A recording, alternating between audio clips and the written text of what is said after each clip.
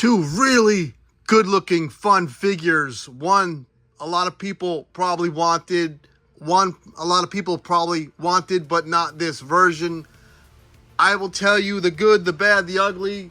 The cars screaming down my road next on a all-new Toy Gains. I'm giving you 2 for 1. I'm going to wrap this up in 10 minutes. I'm going to go over everything, articulation, accessories, non-accessories, scale, in 10 minutes, baby. I got to get to it. Next on Toy Gains. Toy Gains! It's you and me, baby! Toy Gains! I can't take it anymore! It's Toy Gains!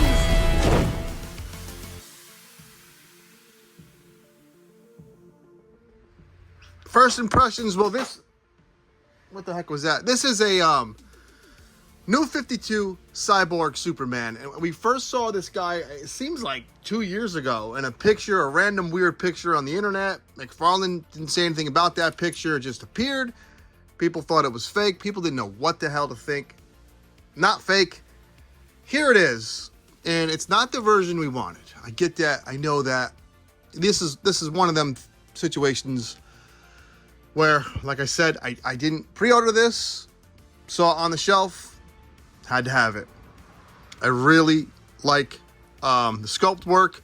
That's what strikes me as soon as you bust them out of the package. First impressions, even though it's not a figure, it's not a version I wanted either, but a cool looking figure is a cool looking figure. You will notice some unique things in the articulation with the elbows, with the way the metal is in there. I'll have some close-ups. It really has a lot of nice detail. The sculpt work is really well done. A lot of little nooks and crannies in there where you could add some maybe metal. I know the original picture and photos of the comic, it's a darker blue or even black in there. So if you want to do some repainting, you can. There's some nice, there's a wash over that Superman emblem. First impressions are good. Actually, first impressions of this guy are really good. What stands out is the way the metal separates from the face. You know darn well we're going to get a classic Reign of Superman Cyborg Supes in the future. He always has to hit us with the new 52 first, so we double dip. Let's move on to my first impressions of the next guy, which is Tim Drake from DC Rebirth. This is one of the rare circumstances where the box looks exactly like the figure. Maybe the hair is different. I like this hair better than this, like, kind of like, I don't know, frat boy look. He can even get into that pose. I'll get to that later in accessories and articulation. Looks just like the image. So you can't argue anything there. This double-sided cloth wire cape that I know my boy Jerk loved. I love too. The yellow on the inside. The standard black on the outside, as Bones would say.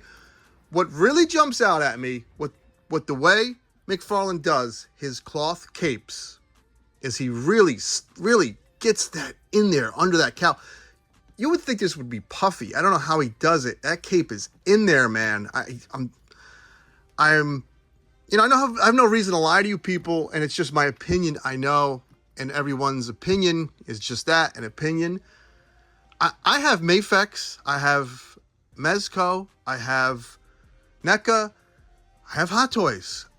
I don't think anyone sinks in a cape into the plastic better than McFarlane. And what else can I say? I have all the figures.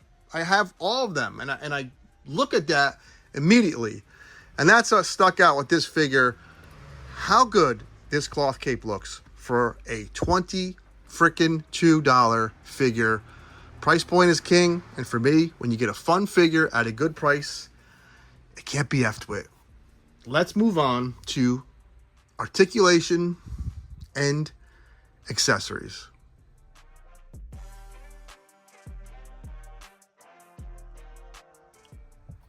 If you know DC Multiverse, you're already familiar with the articulation. This might have a little bit better range. And you know what I like about this? Because it has a different kind of elbow. That might be the smallest, cleanest elbow on any McFarlane figure I've ever seen. Usually on a figure this big, chunky, ugly elbows. That's something I can't deny McFarlane doesn't do well. Here, even on the knees, it's hidden well. Nothing hinders the articulation due to this sculpt. The arm has a lot of range. It's on a ball on a peg. All standard McFarlane stuff for this Cyborg Supes. Now, as far as accessories, you get nada.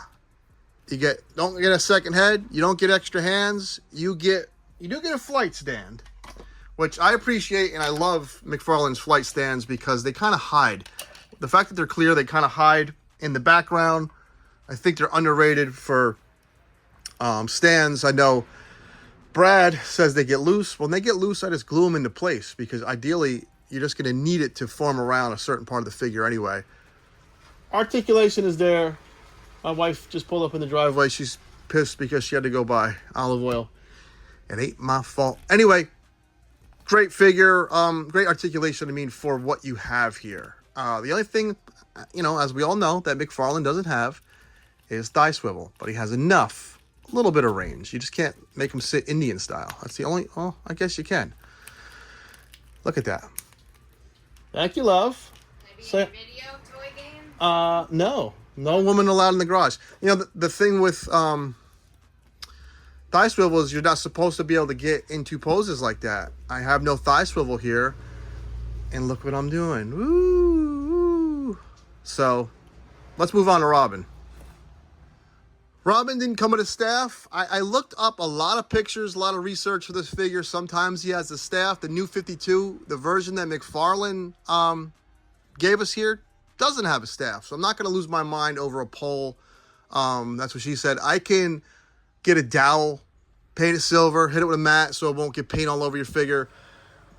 I can use other staffs from other figures. You can get around it.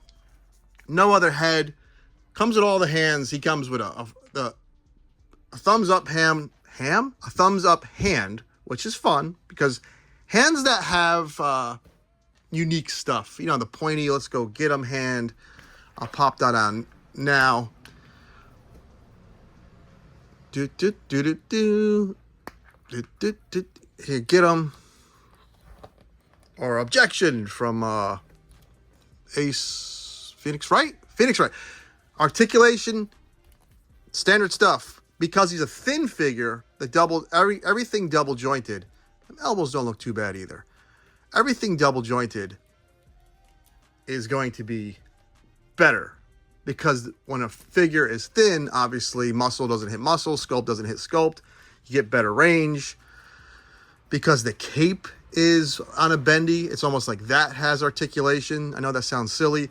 This belt is floaty. First time I've seen a floaty belt on a McFarlane figure. I thought that was worth mentioning. You can do some sit-ups here. The waist, torso cut, not a lot of range in the ab crunch. But you can definitely get him in the poses. I mean, it's a good figure. And we're going to talk about how they scale and final thoughts because that's where things get a little weird.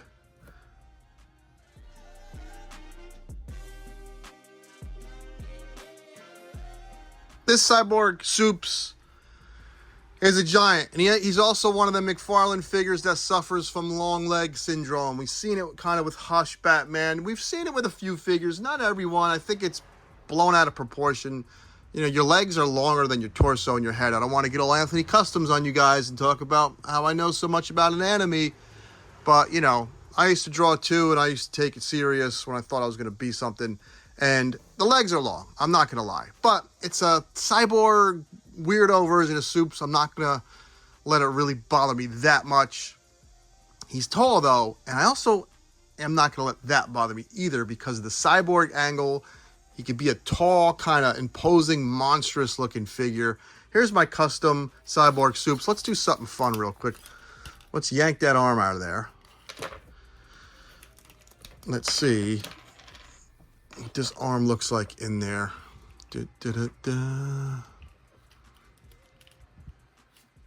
Wow.